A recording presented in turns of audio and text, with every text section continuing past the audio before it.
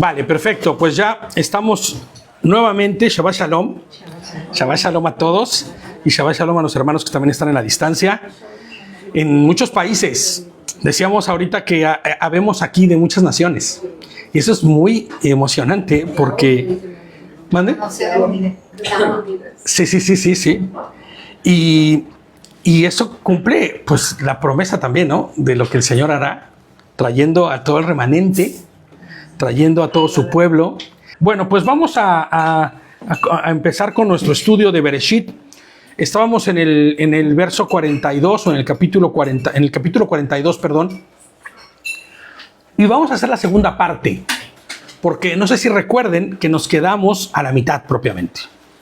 Bueno, creo que ni a la mitad, porque somos un poco extendidos y siempre nos vamos un poquito más largos. Entonces, hace 15 días estábamos en la primera parte de este capítulo y veíamos cómo Joseph, a través de someter a sus hermanos a esta terrible experiencia. ¿Se acuerdan cuál es la terrible experiencia? Cuando van y buscan alimento, ¿se acuerdan? Joseph pone en aprietos a sus hermanos. ¿Se acuerdan por qué, no? ¿Se acuerdan cómo es que sucede esto? Los hermanos van a buscar comida, pero Joseph los reconoce y ellos no lo reconocen a él. Y decíamos que es natural, normal, porque Joseph trae una moda completamente misrita, ¿no? Egipcia, muy seguramente sin un solo vello, rapado, sin la barba que caracteriza al pueblo hebreo, ¿no? Ataviado con formas egipcias, con joyería o con cosas, muy seguramente, vestido con los ojos pintados, ¿no? Y reconocible para ellos, sí, reconocible para ellos, pero no al revés, ¿no? No al revés. Sí que Joseph los reconoce y los reconoce bien. Y entonces, a través de esto que les dice, traigan a su hermano, bueno, primeramente los mete presos 3 días.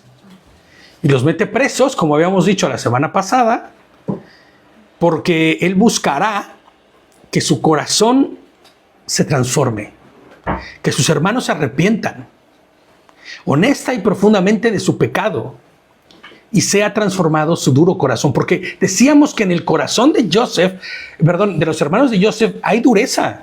Inclusive decíamos, cada mañana cuando se despiertan por la mañana y ven a su padre, le mienten. Así como dicen aquí, le mienten en su cara, ¿no? Le mienten y le siguen haciendo creer todo lo que le contaron en un momento. ¿Qué es lo que le correspondería a ellos hacer? Pedir perdón, ir delante de su padre y decirle, Padre, hicimos y pecamos contra ti y contra Adonai, porque lo que dijimos y lo que hicimos fueron mentiras, odiábamos a nuestro hermano, shalala, todo lo que ya sabemos. Ahora, Joseph no hace nada de lo que está haciendo por venganza, ni alevosía. Esto es importante de entender, porque cualquiera podría decir, claro, ahora en la posición en la que Joseph se encuentra, lo que va a hacer es decirle a sus hermanos, hermanitos, pues ahora sí van a padecer un poquito de lo que yo padecí. Yo estuve 12 años en la cárcel, ustedes van a estar en la cárcel al menos 3 días. Pero no es el corazón de Joseph ese. Más que probarlos, decíamos que los 3 días en la Torá siempre se representa, y cuando decimos Torá, pensemos no solamente en el Pentateuco, sino en toda la instrucción que el Eterno da a través de su palabra, ¿no? Desde Génesis o Bereshit hasta Apocalipsis o Revelaciones, como prefieras llamarle, ¿no? Y entonces, los 3 días siempre se representan como un tiempo para exhortación, para transformación, para perdón de pecados inclusive, ¿no? Y lo vemos, y lo hablábamos de Jonás, ¿no? Jonás. Ya vamos a hacer un videito de Jonás, porque es muy increíble todo lo que pasó con Jonás. Siempre está la incertidumbre de ¿se lo comió un pez o no se lo comió un pez? Pues no se lo comió ningún pez. Ya lo explicaremos en su momento, ¿no? Pero él los mete en este proceso de 3 días en donde él buscará con esto que ellos, como se dice aquí, despabilen, ¿no? Si quieres apagaremos la tele porque entra ya en el modo de, vamos a apagarla. Si no hay que estarle poniendo para que se actualice y todo eso. Joseph no hace nada de esto por venganza, ni alevosía, sino que por raro que parezca o difícil que parezca, hay amor y misericordia en Joseph. Creo que el corazón de Joseph ha sido probado más de una vez, con todo lo que ha sucedido, con todo lo que ha pasado, con todo lo que ha vivido. Joseph los podría haber castigado e inclusive descubierto con su propio padre. Vayan por el Señor, padre que dicen ser, pero no ustedes, sino voy a mandar a un pelotón. Yo sé dónde viven. ¿No? Y van a ver lo que pasa. Pero él hará lo necesario para que tanto sus hermanos como su padre y él sean restaurados al final. Ahora, hay algo muy importante que no quiero que olvidemos. La visión en la que hemos estado estudiando toda la vida de Joseph ha sido una visión escatológica. Hemos tenido oportunidad antes en las parashots y en otros estudios que hemos hecho de mirar a Joseph, inclusive en los paralelos con Mashiach, con Cristo, inclusive en la manera en que se desarrolla históricamente hablando, pero ahora hemos estado estudiando escatológicamente cómo es que la vida de Joseph nos da claridad meridiana con respecto a lo que será los tiempos finales. Inclusive decíamos cómo es tan increíble la figura de el panadero, ¿no? El copero, los que resucitan para condenación, para lloro y sufrimiento, pero los que resucitan para vida eterna. Y es muy interesante poder observar los paralelos. Y no solo los paralelos, sino lo escatológico de esto. Y no quiero que perdamos ese sentir, porque es la manera en que lo estamos viendo. Porque nuestro Señor, nuestro Adón, Yehoshua HaMashiach, en los últimos tiempos, hará exactamente lo mismo que está haciendo Joseph. Restaurará y transformará a todos y cada uno de los que le hemos aceptado, reconocido y honrado en nuestra vida, ¿no? Para convertirlo todo al estado primigenio. Y es muy oportuno que ahora que estamos estudiando la Parashá Bereshit nuevamente, decir esto, ¿no? De hecho, quiero hacer algún estudio también, no un estudio, sino esos shorts que le llaman. Ahora estamos muy ya con la forma de decir las cosas. Un short pequeño en donde se explique esto, porque tuvimos oportunidad en Sukkot de platicar con algunos hermanos que son de otras iglesias y les preguntábamos que cuando el Señor restaure todas las cosas, ¿a qué momento lo restaurará? Porque empezamos a leer, como la tradición lo indica, terminar de Barim, terminar de Deuteronomio y empezar con 3 o 4 versículos de la Parashá Bereshit, que es la número 1, ¿no? Para volver a empezar el ciclo de la Torah. Y entonces explicábamos un poco el principio, que en realidad es complicado para mucha gente. Ya lo explicaremos, no lo vamos a hacer ahora, porque si no nos llevamos el estudio entero. Ya lo explicamos y está en el capítulo, en el 1, y 2 y 3 de Bereshit. Pero sí vale la pena decir y recalcar que cuando el Señor restaure todas las cosas, lo hará al estado primigenio de todo. Y este estado primigenio no es el Edén, no es el Gam, no es el jardín del Edén. Porque muchas veces pensamos que el Señor restaurará todo a la forma de cuando estaba Adán y Eva en el jardín del Edén. Todo chulo y precioso. No. Inclusive, todo va a ser restaurado antes de la caída de Hasatán. Porque todo esto que hoy conocemos como cosmos, como mundo, todo lo que vemos hoy como materia, fue Bará, dice la Escritura, organizado, y después ya cuando organizó, creó cosas, pero organizó todas las cosas porque lo único que había en este lugar, en este enclave, a donde fue arrojado Satanás, ¿Era qué? Era desorden. Inconexo, dice la Escritura. Desconectado, ¿no? Por eso dice que estaba vacío, oscuro, que no había nada ahí. Porque en realidad no es que no hubiera nada, sino que nada de lo que estaba ahí estaba conectado a la luz. Porque es a donde había sido arrojado Hasatán. Entonces, no nos vamos a meter ahí porque es un tema increíblemente bueno. Ya está ahí en los estudios y vamos a hacer en esta semana algún short de eso. Pero es importante que entendamos esto. Cuando miramos escatológicamente la Escritura y cuando pensamos en el final de los tiempos, en el día del Señor, cuando suene la final truá, cuando el Señor haya ejecutado su juicio, cuando hayan sido encontrados culpables los que fueron y no resuciten porque dormirán hasta todo el milenio, y los que hayamos sido encontrados en el favor de y la misericordia de nuestro Adón, seremos sacerdotes para el reino durante ese tiempo.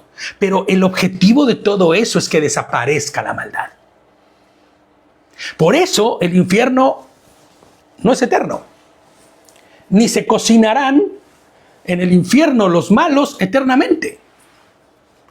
Hay que ver la traducción exacta, o más bien el original, como es que dice, porque lo que dice es que el fuego eterno, el fuego que proviene de la eternidad, es el que consumirá tanto a Satanás como a sus huestes de maldad, como a todo aquel que actuó como lo hizo Satanás.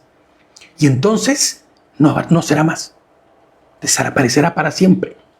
Y entonces ese enclave que se tuvo que crear para ser arrojado Satanás por su rebeldía, desaparecerá.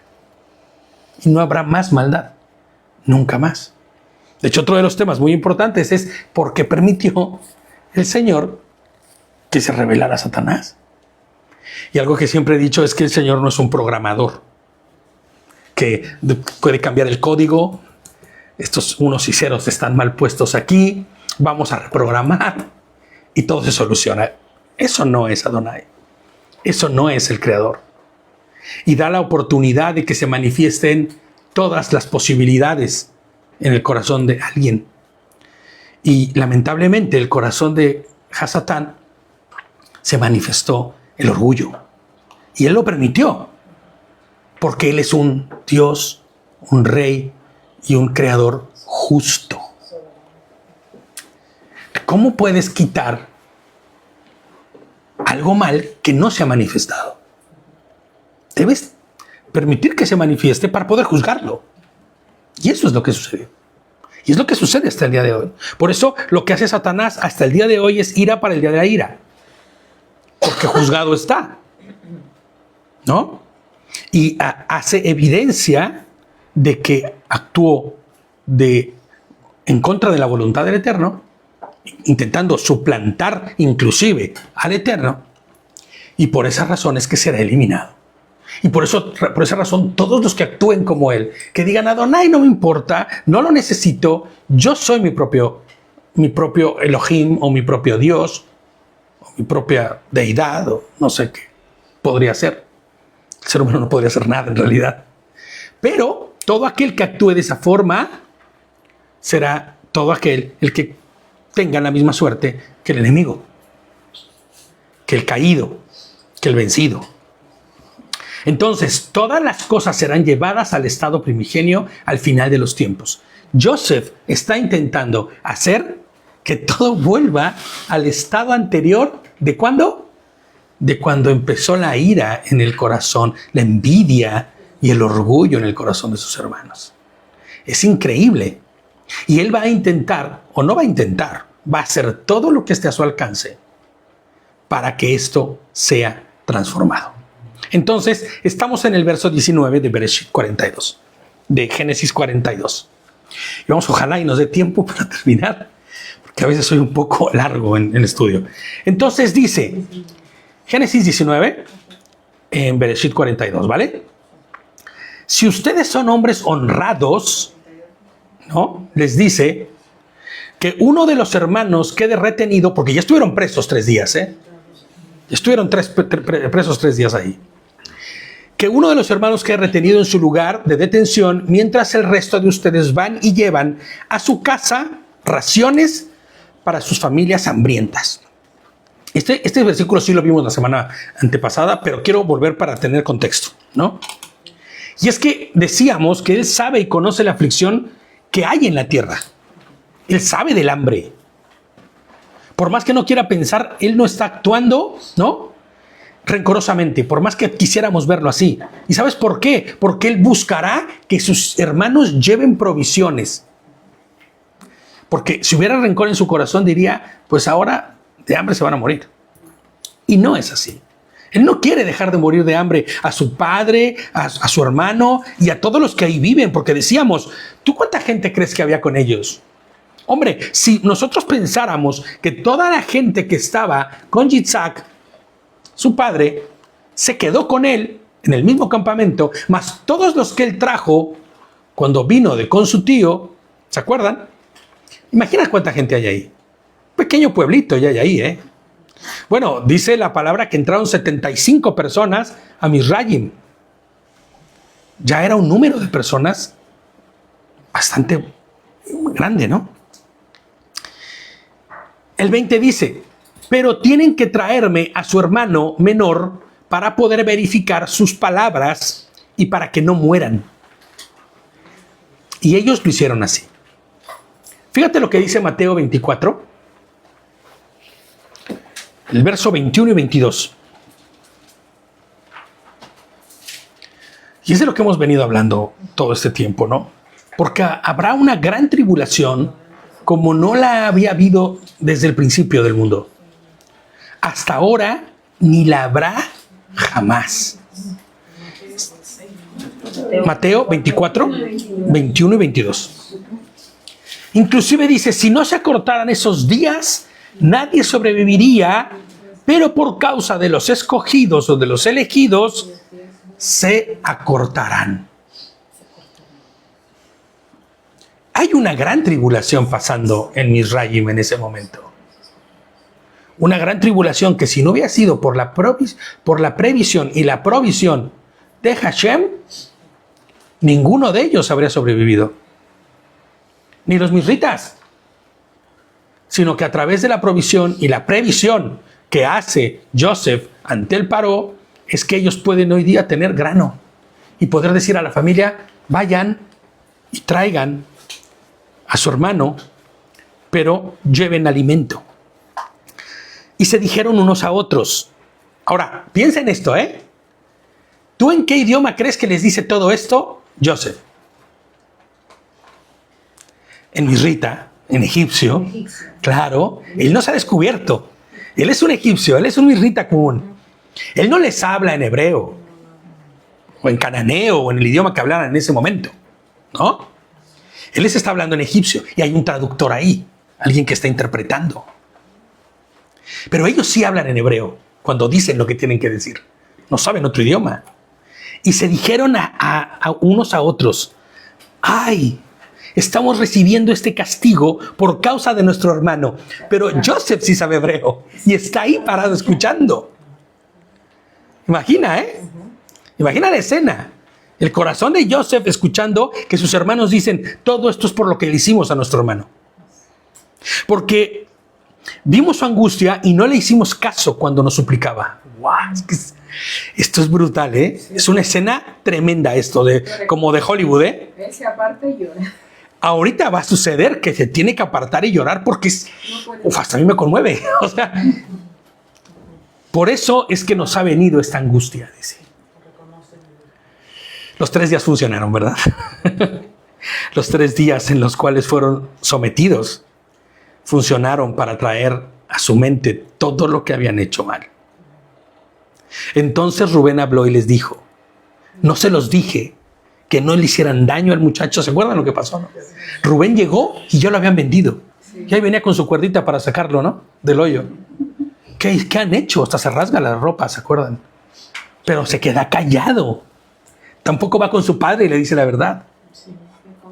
Fíjate qué triste cómo el ser humano a veces se compincha, ¿no? Se colude, se vuelve cómplice, a veces por cosas que ni deberíamos hacer. Entre hombres es muy común que por ser fiel al hermano, al otro varón, ¿no? Entre mujeres también sucede, ¿no? La fidelidad, van y se cubren barbaries y medias. ¿Debería ser esto? Pues no. ¿El Señor dice que lo hagamos? No. El Señor dice que que andemos como de día, ¿no? Pablo escribe eso, Shaul describe eso, ¿no? Andemos como de día, transparentes, sin nada que ocultar, sin nada de qué avergonzarnos. Pero no es así en la vida del ser humano común y corriente. Hace rato leíamos, bueno, perdón, no hace rato, la semana aquí hace 15 días leíamos que decía, no se preocupen, yo soy temeroso de Ja Elohim, les dice. Y ahora imagina qué sintieron los hermanos cuando les dice, yo soy temeroso de su Dios. Un mirrita está escuchando, está siendo más devoto o de respeto que nosotros a nuestro propio Dios, que nuestro propio Elohim. Y la exhortación viene con todo, viene durísimo, ¿no? Y entonces dice, pero ustedes no hicieron caso, ahora viene el ajuste de cuentas. Por su sangre. Rubén piensa que está muerto. Como esclavo no tenían mucho futuro. Inclusive quién sabe si llegaría a que lo vendieran. Pasaban tantas cosas en el camino. Le caíste mal al que te llevaba, igual y te mata, ¿no? El proceso ha hecho con ellos lo esperado. Han entendido que su pecado no puede permanecer en lo oculto. Y viene entonces un proceso necesarísimo que ya conocemos y que se llama Teshuvah. Arrepentimiento. Pero genuino, ¿eh? La Teshuvah habla de arrepentimiento genuino. No de remordimiento genuino, no. Ese no sirve de nada. Arrepentimiento genuino. Y eso conllevará volver tus pasos de donde estás hacia Elohim, hacia el Eterno. Por eso cuando se traduce esta palabra Teshuvah en griego, se traduce como metanoia. Y metanoia significa literalmente de hacia donde voy, volverme y regresar mis pasos hacia donde debería. Dejar el camino del mal para volver al camino del bien. Y ellos se van a ver no convidados, sino obligados a hacerlo. Pero vas a ver que no va a ser fácil porque su corazón es duro, ¿eh? El corazón de ellos es duro. Van a ver que dejan a su hermano un rato ahí, metido en la cárcel. Vamos a ver, no vamos a adelantarnos. Gálatas 6, 7 y verso 8. Gálatas 6, en el verso 7 y 8, dice, no se engañen. De Elohim nadie se burla. Me gusta mucho esta versión porque en otras siempre es como muy, nadie puede ser burlar, o sea, nadie puede burlarlo. No, aquí te lo dice como de frente, ¿no? No se engañen, de Elohim nadie se burla. Todo lo que el hombre siembre, eso mismo cosechará. Porque el que siembra para su carne, de la carne cosechará corrupción. Wow. Pero el que siembra para el Ruach, para el Espíritu, del Ruach cosechará vida eterna. Amén. Y esto es precisamente lo que Joseph está diciéndole a sus hermanos que tienen que hacer. Tienen que saber que han cosechado mala hierba y que lo que han sembrado, y que lo que están cosechando es igual de malo que lo que sembraron. Pero hay algo que no podemos omitir y algo que debemos agradecer y sonreír. Adonai es misericordioso. Adonai nos ama. Adonai perdona. Adonai no se queda. Adonai no es rencoroso, ¿no? Entonces, el 23 dice, adelante. Shabbat Shalom.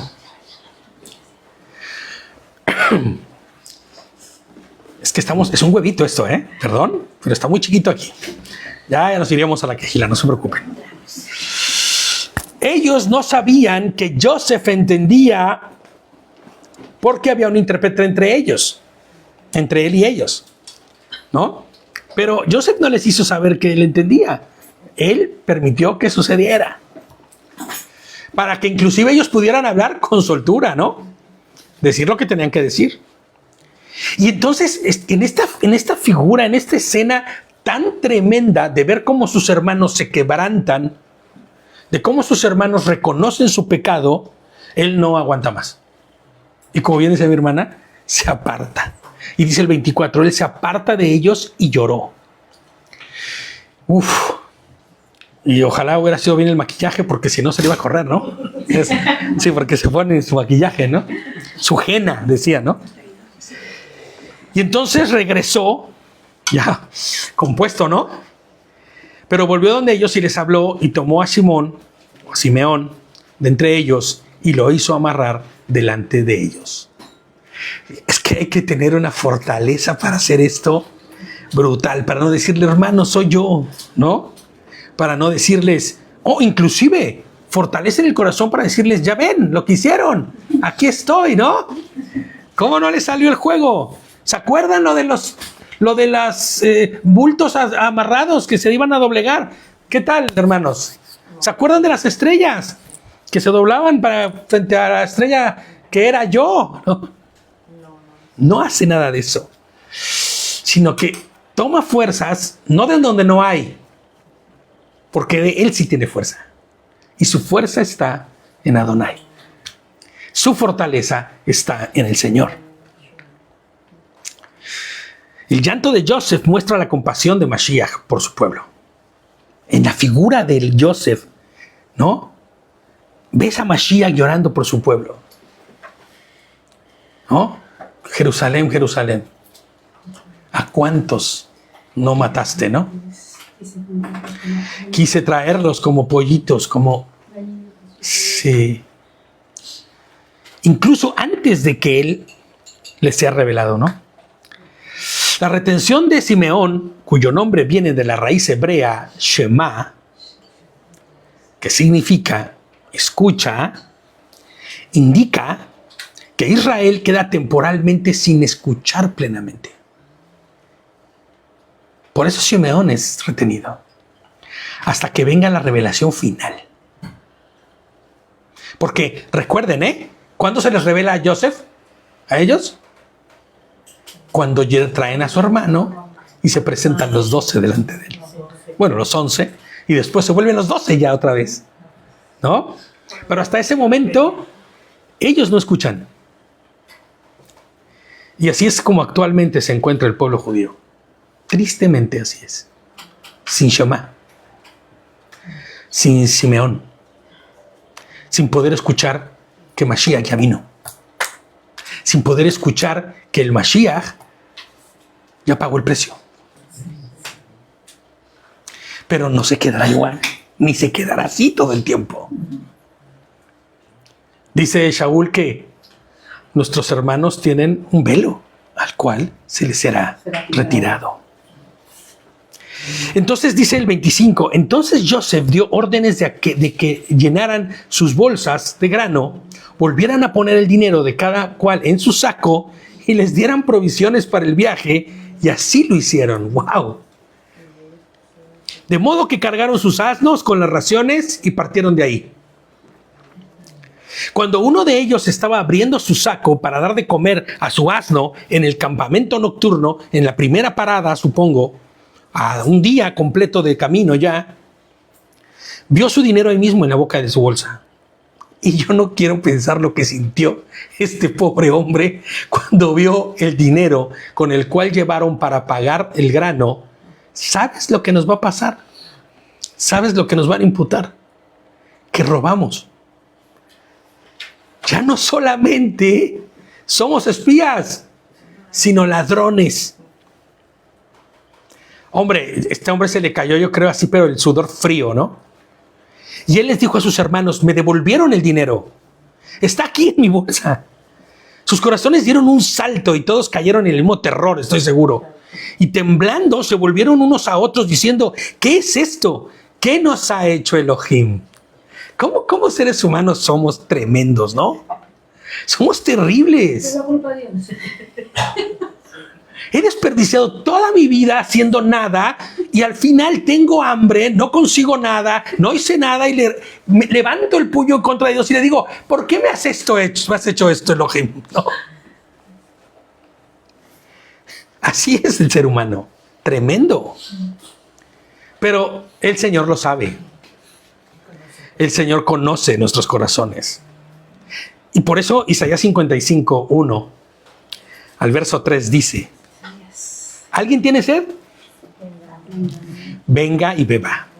Aunque no tenga dinero, aunque no haya hecho nada de su vida, aunque la haya desperdiciado y se haya tirado al vicio, aunque haya pecado durante toda su vida, aunque haya hecho lo contrario a mi voluntad, venga y beba. ¿Y sabes lo que representa venir y beber? Lo que representa venir y beber es conocer a Yeshua. Es honrar a Yehoshua con nuestra vida. Aunque no tengan dinero, dice, vengan, tomen vino o leche. Es todo gratis, dice. Por eso que José se negó todo. Hombre, ¿qué hizo Joseph? Les devolvió el dinero. Les dijo, esto va por mi cuenta, no se preocupen. ¿No? ¿Por qué gastar su dinero en alimentos que no les dan fuerza? ¿Por qué desperdicias tu vida en el mundo? En lo que no aprovecha, en lo que no tiene fruto. ¿Por qué pagar por comida que no les hace ningún bien? Eso siempre pienso cuando pienso en Netflix. Perdón, pero es verdad. Cuando pienso en estas cosas que hay que pagar inclusive para ver cosas terribles.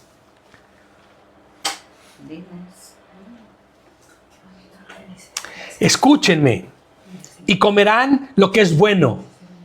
Shema, escuchen y comerán lo que es bueno. Disfruten de la mejor comida o disfrutarán, de la mejor comida. Claro, la que el Ruach de nuestro Señor nos da, el Ruach Jochma, la sabiduría que Él nos provee, es lo que nuestro Ruach necesita realmente.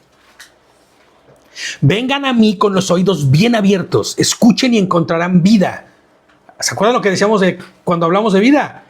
Siempre apunta a la eternidad, a la vida eterna. El que escuche a Yehoshua y le siga, tendrá vida eterna. Haré un pacto, dice, eterno con ustedes. Aleluya, es que de verdad es increíble. Les daré el amor inagotable que le prometí a David Amelech, ¿no? Adonai ha provisto a su pueblo abundantemente con su gracia y amor misericordioso. Todo aquel que tenga sed, venga y beba. Eso fue lo que les dijo el Señor, ¿no? En el último día de la fiesta de Sucot, precisamente. Juan 7, del 37 y el verso 38 dice, en el último día, el día de la gran fiesta, Yehoshua se puso de pie y alzó la voz diciendo, si alguno tiene sed, venga a mí y beba. O sea, ¿tú te imaginas lo que los maestros de la ley pensaron? Ellos conocen Isaías. Bueno, tal vez a algunos se les ha olvidado un poco, ¿no? Pero eso los está recordando y le está diciendo, eso que dijo Isaías, ese soy yo. El agua de vida de la que hablaba Isaías, que será gratuita y que no costará nada, ese soy yo. Esa misericordia, ese amor soy yo. El que cree en mí, como dice la Escritura, ríos de agua viva correrán de su interior. Amén. Wow, es que a mí me conmueve muchísimo esto. Adonai nos prometió vida eterna, por lo cual no hemos tenido que pagar ni un céntimo. Nada, ni un céntimo. Pues Él ya pagó. ¿Y sabes algo? Pagó precio de sangre. ¿Y sabes qué es lo mejor de todo? Que no hizo un pago colectivo, sino pagó por cada uno de nosotros. No colectivamente, sino por cada uno de nosotros. ¡Wow! Cuando los hermanos llegaron donde su padre, dice el 29, Jacob, en la tierra de Canaán, Le contaron todo lo que les había pasado diciendo.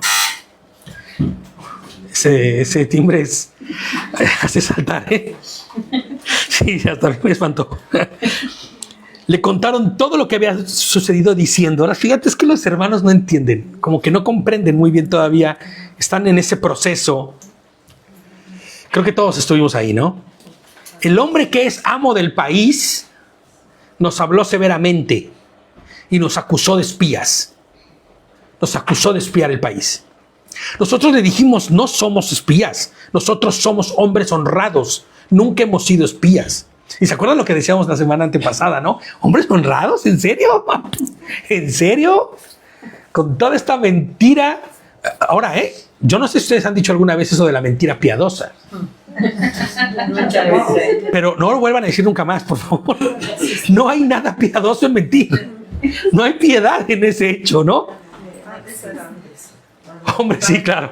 En el pasado, cuando no teníamos entendimiento. No existe la mentirita piadosa. ¿Qué piedad va a haber en la mentira? ¿No?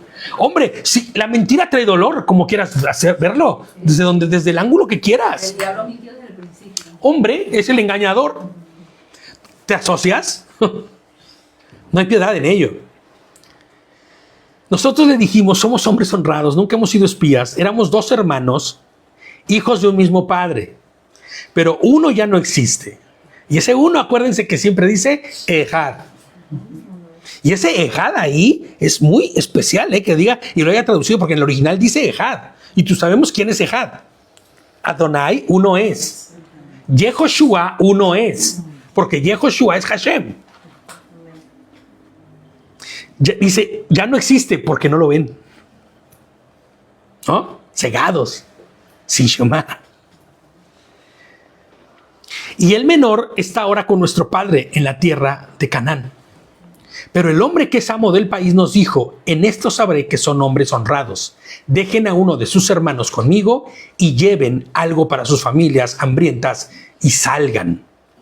Y tráiganme a su hermano menor para yo saber que ustedes son hombres honrados y no espías. Después les devolveré a su hermano y ustedes quedarán libres para moverse en el país. Ezequiel 37. Vamos a leer Ezequiel 37. Y vamos a ir al verso 15. Shabbat Shalom, brother.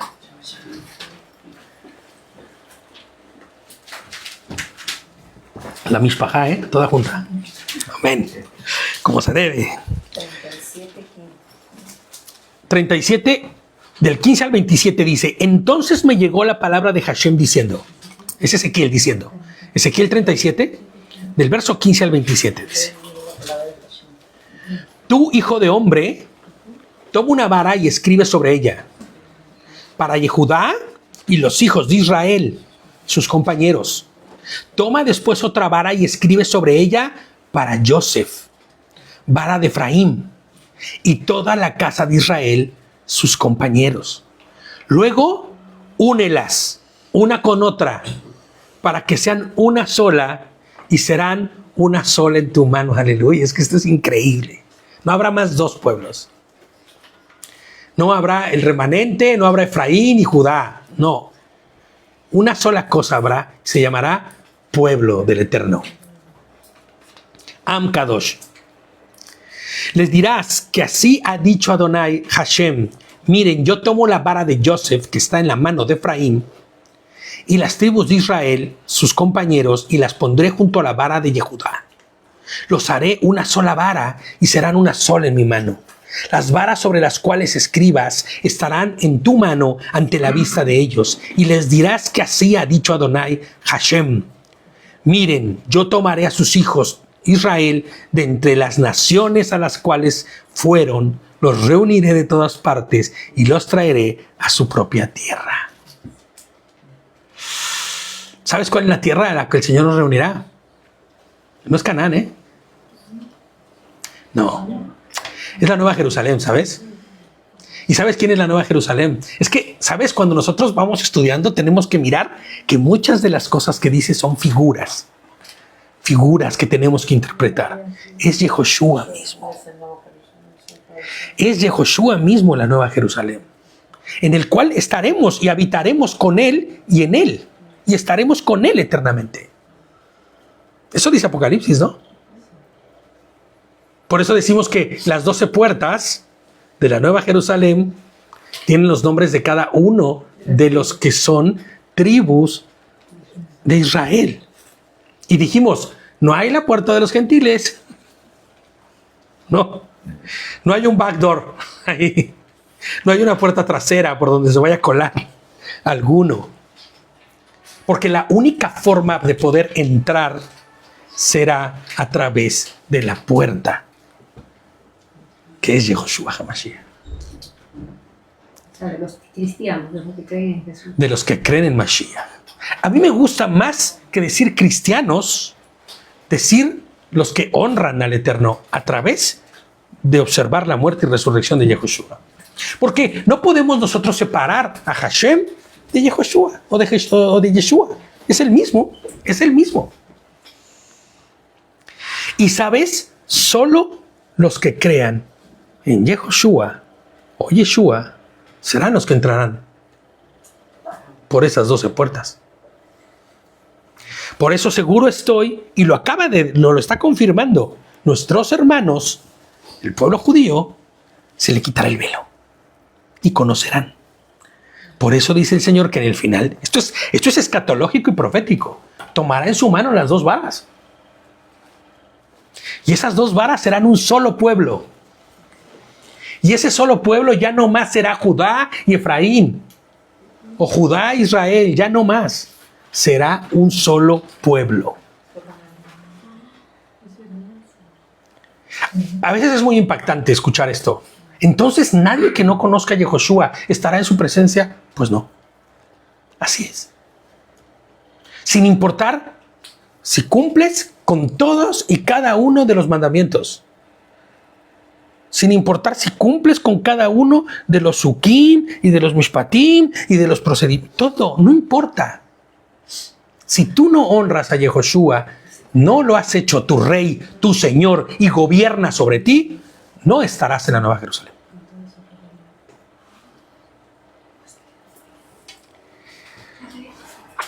Y dice así: las varas sobre las cuales escribas estarán en tu mano ante la vista de ellos, y les dirás así ha dicho Adonai, Hashem: miren, yo tomaré a los hijos de Israel de entre las naciones a las cuales fueron, los reuniré de todas partes y los traeré a su propia tierra. Haré de ellos una sola nación en la tierra, en los montes de Israel, y todos ellos tendrán un solo rey. ¿Quién es ese rey? Así es. Así es. Por eso lo que digo no lo invento. Está escrito. Y los traerá de todas partes del mundo, ¿no? Decíamos al principio cuando empezábamos el estudio, ¿no? Aquí habemos de todos lados: Bolivia, Ecuador, Venezuela, Perú, México, Honduras. Veracruz. De Veracruz también, ¿eh? De la nación de Veracruz. También tenemos la Pili, ¿eh? Haré de ellos una sola nación en la tierra. Dice: no se volverán a contaminar con sus ídolos, ni con sus cosas detestables, ni con ninguna de sus transgresiones. Yo los salvaré de todas las rebeliones con que han pecado y los purificaré. Ellos serán mi pueblo y yo seré su Elohim. Amén. Aleluya. La promesa, ¿no? Siempre habla en primera persona. Yo. Sí. Amén. Mi siervo David será rey sobre ellos. Y entendemos esta parte, ¿no? No es que resucite a David para ser rey. Se está refiriendo a la simiente, ¿no? Está refiriéndose a Yehoshua mismo. Es la figura de Yehoshua, la figura de Yeshua. Ahí mi siervo David en original dice Dot, o sea, David, ¿no? Pero también Dot, quitándole las vocales, es el amado. Mi siervo el amado. Mi siervo el amado. Amén. Así será rey sobre ellos y habrá un solo pastor para todos ellos. Andarán según mis decretos, guardarán mis estatutos y los pondrán en práctica. Su Torah estará en nuestro corazón. ¿Ya? La Torah son los 10 mandamientos. ¿Verdad? La Torah es toda, la palabra Torah significa instrucción. Y la Torah es todo lo que es instrucción de parte de Adonai. Yo por eso les decía hace rato que a mi forma y a nuestra manera de entender, conforme al emuná que el Señor nos ha revelado, Torah es toda su palabra. Desde Génesis hasta Apocalipsis. Porque en todo hay Torah. Claro, como se ha conocido, Torah son los 5 libros. Torah es el Pentateuco, ¿no? Inicialmente esos son, ¿no? Y después viene el Tanaj, que ya son el conglomerado de los profetas y los libros históricos, y después tendríamos que hacer el compendio de todo a lo que sería denominado Biblia, ¿no? A través de los tiempos de la historia, las instrucciones de Dios se fueron dando de acuerdo al desarrollo o a las necesidades, inclusive. Del pecado. Claro. Entonces se iba acomodando. Entonces los mismos profetas, jueces, fueron añadiendo instrucciones de Dios. Claro. De acuerdo a la situación. Claro. Entonces por eso se dice toda la escritura está impregnada. Toda. De hecho, inclusive, mira, los apóstoles, en Hechos 2, en el concilio del 50 dice, ¿no? Que no es cierto, si en Hechos 2:42 dice que perseveraban en la doctrina de los apóstoles los que estaban siguiendo el camino que habían dejado los apóstoles, ¿no? En la iglesia del primer siglo. Y yo siempre pregunto y les digo a los hermanos que se niegan tanto a estudiar Torah o que dicen que ya fue abolida, y yo siempre les digo, ¿cuál es la Torah? ¿Cuál es la instrucción de los apóstoles en la que ellos perseveraban? Desde el principio de lo que fueron enseñados. Los apóstoles enseñaron conforme a lo que decía el Tanaj, conforme a lo que decía la Torah, conforme a lo que los profetas enseñaron. Todas y cada una de sus enseñanzas, ninguna era disonante, ni ninguna era contraria a lo que dice la Escritura, a lo que dice la Torah. Entonces, cuando dice que perseveraban en la doctrina de los apóstoles, es que perseveraban en estudiar la Torah. Claro. ¿No? Y es que mencionaba lo del concilio del 50 porque en Hechos 15-20 dicen algo similar. No se preocupen que los hermanos empiecen a llevar algunas instrucciones que después tienen a Moshe, que de Shabbat en Shabbat les enseñará todo lo que tienen que aprender. Había Torah. Y esas son las instrucciones, ¿no? Y las tendremos en el último día, cuando seamos transformados y el Señor nos dé una naturaleza nueva. No tendremos que decirle al hermano, guarda tal mandamiento porque estará inscrito en nuestro corazón. Es verdad que algunas cosas del Mesías no se entendían muy claramente, ¿no? Sí. Pablo un poco se exigió para hacer entender ciertas cuestiones que nadie le entendía. Claro.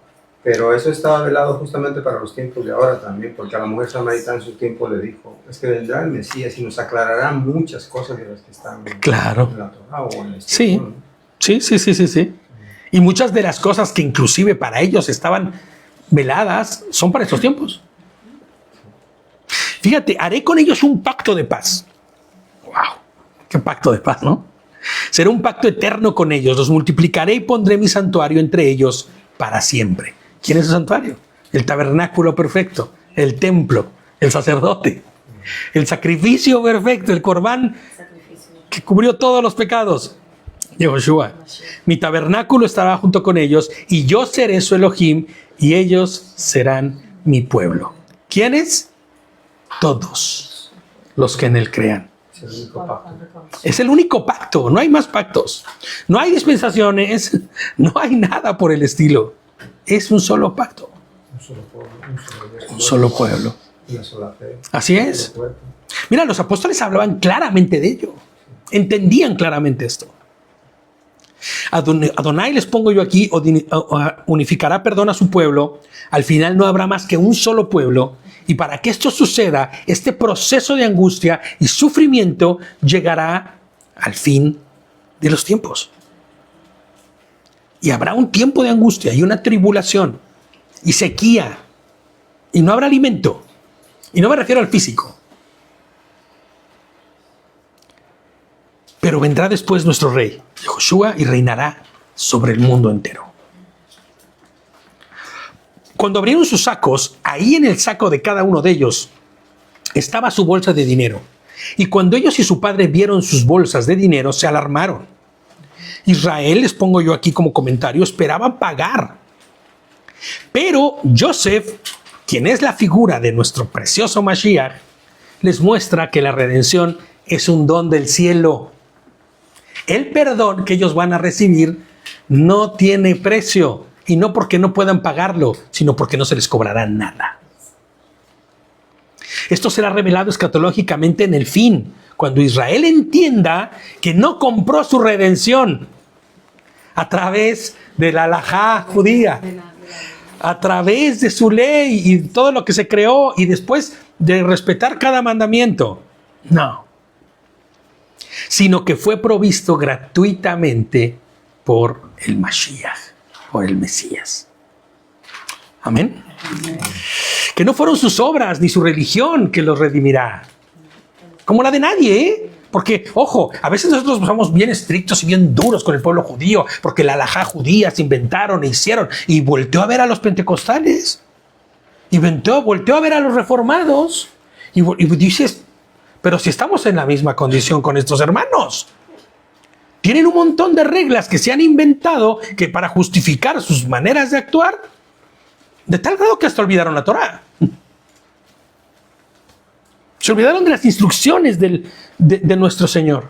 Es que lo que pasa es que en el mismo tiempo que dices tú, solamente seguimos a los hombres. Este es el problema, que el hombre le encanta ir en pos del hombre. ¿Pero qué dice la Escritura de ello? Maldito el hombre que confía en el hombre, ¿no? Maldito el hombre, lo hemos hablado leyendo. Así es. Porque no se puede confiar más que en ¿quién? En el Eterno, en el Creador. Hombre, siempre pongo el ejemplo. Si se me descompone el móvil, y es de marca Samsung, pues no se lo voy a mandar a Apple, ¿no? Lo voy a mandar a Samsung porque ellos saben perfectamente lo que hicieron y cómo lo repararán. ¿A quién debemos apuntar cuando algo sale mal en nuestro interior y en nuestra forma y en nuestra... ¿Al Creador? Al que nos ha dado. ¿Mande? No sé si Sí, sí, sí. Ezequiel vuelve a hacer Sí. la vasija nueva. Sí. En las manos. Se rompe. La figura del alfarero es preciosa, ¿no? Sí. Así es. Entonces, no importa cuáles fueron tus obras. Inclusive el filántropo que, wow, ha regalado dinero por kilos y millones, nada le va a valer. Perdona, me cuesta creer la misericordia del Señor. Cuando dicen que es absuelto una persona que ha matado o que ha violado niños y que se arrepiente de corazón Y que conoce verdaderamente al Eterno, claro. Eterno, yo digo, qué misericordia la de Dios que perdone, porque a mí me cuesta perdonar eso. Claro. Como si fuera mi hija la violada o alguien, un ser querido muy cercano. Baruch Adonai, que el Señor no tiene ni nada de la condición del ser humano. Porque si no, no existiría nada. Pero por eso mismo, ¿no? Cuando una persona tiene juicio en esta tierra. Hombre, claro. Tiene que cumplir una... No, y te voy a decir algo. Habrá quien no tenga tal vez juicio en esta tierra. Pero en el último día, yo siempre he dicho, por eso dicen, es ira para el día de la ira, ¿no? En el último día se abrirán los libros.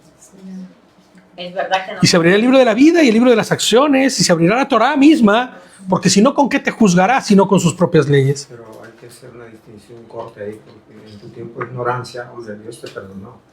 Es un tiempo de ignorancia. Una vez conoces al Señor... Hombre, allá, es que si no ya... Es que intentamos una cosa, ¿no? Una vez que se te ha revelado y el Señor te ha dado y te ha abierto los ojos, si tú decides seguir caminando conforme a la manera del hombre, ¿no? Siempre hemos dicho que el hombre tiene una naturaleza caída y que hay pecado en su actuar y en su proceder, que eso no se nos ha retirado del todo, ¿no? Eso será en el último día cuando seamos transformados. No tendremos más pecado ya. Al día de hoy todavía hay formas pecaminosas en nuestro ser, pero no, y siempre decimos esto, no como si esto fuese un deporte, vaya.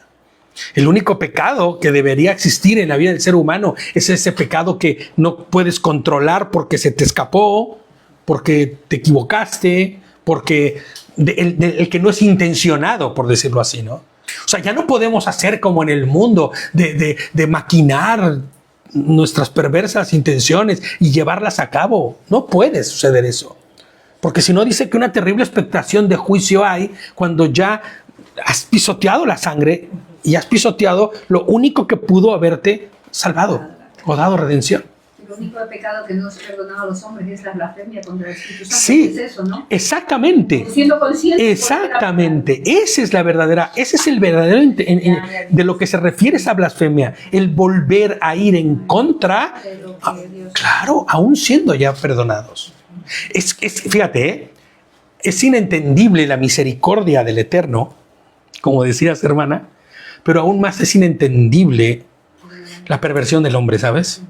Que aún siendo salvado y perdonado, pueda decir nuevamente, me quiero volver a embarrar del mismo lodo. Pero es que no ha entendido entonces. Claro, eso es lo que decimos. No es nacido del Espíritu. Y es que es lo que decimos, en realidad, ¿perdió su salvación? No, es que nunca la ha tenido. Y es urgente que se ponga de rodillas, Claro. rinda su vida y pida perdón al Eterno. Tiene misericordia. Hombre, si es que Dios tiene misericordia de él, porque no es de nosotros. Efesios 2, del verso 8 al 9, dice, si quiero terminarlo, o sea que nos vamos a ir un poquito más rápido. Efesios 2, del 8 al 9 dice, o 8 y 9, como quieran. Por esta bondad inmerecida, ustedes han sido salvados mediante la emuná. En las versiones comúnmente dicen la fe, pero hemos entendido que la palabra fe no se refiere al hecho de creer en algo locamente sin ponerlo en duda, no. Emuná, hemos entendido que la emuná es el conocimiento de lo que hemos conocido, de lo que se nos ha dado de Él, y a través de ese conocimiento podemos tener la certeza plena y segura de quién es Él. Entonces dice que mediante nuestra emuná, o lo que se le ha llamado fe, ¿no? Hemos sido salvados, pero no porque hayamos hecho algo nosotros para ser salvados, sino porque conociéndole y entendiendo la emuná, sabemos que Él es quien hizo todo. En efecto, dice, no es por sus obras, para que nadie tenga motivos para jactarse. No se gloria. Para que nadie se gloríe. Y entonces su padre Jacob les dijo, pobre hombre de verdad, pobre hombre de verdad. Pero bueno, de pobre hay muchas cosas, hay que matizar ese pobre, ¿no? Siempre es a mí a quien ustedes despojan, les dice, les reprocha. Joseph ya no existe y Simeón ya no está. Y ahora se quieren llevar a Benjamín. Estas cosas siempre me pasan a mí, dice. Pobre hombre. Entonces Rubén le dijo a su padre, padre, puedes matar a mis 2 hijos si no te lo traigo otra vez. Déjalo a mi cargo, que yo te lo devolveré. ¿Y qué dice Jacob? Sí, Rubén. Así como la vez pasada, ¿no? Que tú eres el mayor, que tú eras quien tenía que tener el control de todo, y mira lo que sucedió, ¿no? Pero él dijo, mi hijo no debe de ir contigo porque su hermano está muerto y solo me queda él. Sí hay que entender que Jacob tiene un problema, ¿no? Inclusive de cómo tratar a sus hijos y por cómo los trata y de qué manera los trata. Porque, hombre, debemos entender que son los hijos de su amada Rachel, ¿no? Hizo diferencia, pero no debió haberlo hecho. Yo sé que él le costó 20 y tantos años o 20 años de su vida para poder tener a su amada. Pero ahí nos vemos reflejado que es lo que no debemos hacer ahora. 7 años, ¿no era? 7 años. No, lo que pasa es que después fueron 7 primero, y luego 7, y luego 6 para poder juntar las ovejitas rayadas y pintas, y fueron 20 años lo que estuvo él con su tío, claro. Para cuando él vuelve, son 20 años ya que le entregó para poder tener a su amada Rachel y tener que ofrecerle, ¿eh? Porque se podía haber ido antes, pero con las manos vacías. Jacob, les dice, sí, dice, pero él dijo, mi hijo no debe ir contigo porque su hermano mayor está muerto y solo me queda él.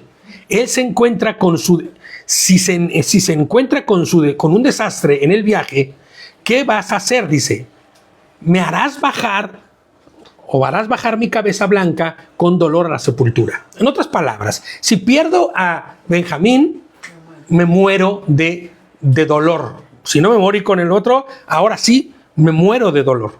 Me vas a matar, vaya, del dolor. Jacob representa a Israel sufriente, ¿no? En la historia. cargando por las pérdidas que intenta retener, ¿no? Perdón, por las pérdidas que intenta retener lo que para él considera lo único y lo último. Mira a Israel, en su manera de actuar como el pueblo judío. Ya no como Israel de todas las tribus, sino como el pueblo judío. Lo que es hoy Israel, ¿no? Su sentencia, perdón, estoy leyendo malísimo, perdónenme. Su resistencia a enviar a Benjamín refleja cómo Israel se rehúsa a arriesgarse en la obediencia, temiendo más pérdidas. Ellos retienen lo que hay. No sé si es bueno o malo, pero no voy a cambiar. No sé si me equivoco o no. No sé si hay cosas más. Yo me quedo solo con esto. Pero el plan divino, o en el plan divino, será necesario que el hijo amado, Benjamín, se presente en Egipto para que llegue la reconciliación y revelación con Joseph. Ellos, como decimos en México vulgarmente, van a tener que aflojar. Jacob va a tener que aflojar. El pueblo judío tendrá que reconocer. El Señor se encargará de eso, nadie más. Será necesario que Israel doble rodillas delante de su Creador y mire al traspasado. Zacarías 12:10. Ya casi terminamos, ya vamos a terminar. Zacarías 12:10 dice. Zacarías 12:10.